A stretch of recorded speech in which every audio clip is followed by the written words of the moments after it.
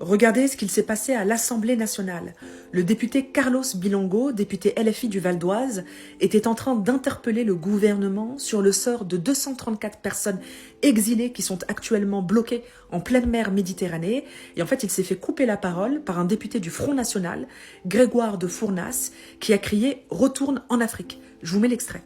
Vision météo indique une détérioration significative du climat. Pas du tout. Ces violences.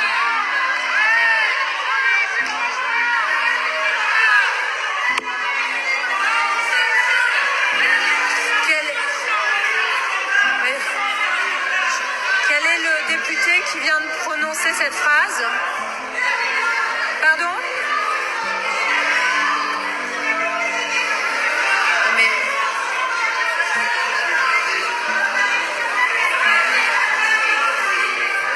Non mais c'est pas possible. Non mais... Attendez mes chers collègues, non mais qui... Ouais.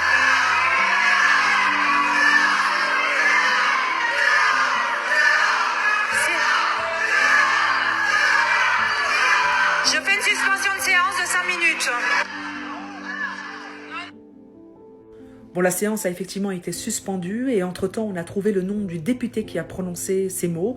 Il s'agit, comme je vous le disais, de Grégoire de Fournas qui est au Rassemblement national. Pour sa défense, il prétend qu'il n'a pas dit « retourne en Afrique », mais qu'il retourne en Afrique. En gros, il ne visait pas le député Carlos Bilongo, mais les exilés africains. Comme si c'était moins grave, alors que c'est tout autant raciste comme propos.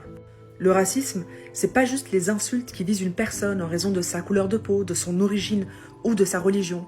C'est aussi ce qui est au cœur des politiques d'exploitation, d'exclusion ou des politiques des frontières, par exemple, puisque c'est le sujet ici. Les politiques qui font la distinction entre les bons migrants et les mauvais migrants, les bons réfugiés et les mauvais réfugiés, ceux qu'il faut aider et soutenir et ceux qu'on peut laisser mourir en pleine Méditerranée. Bref, on verra si le député du Rassemblement national écopera d'une sanction. Mais ce qu'on peut d'ores et déjà dire, ce n'est que c'est malheureusement pas la dernière fois que des propos ou des discours racistes sont tenus à l'Assemblée. Et d'ailleurs, ça ne vient pas toujours du Rassemblement national.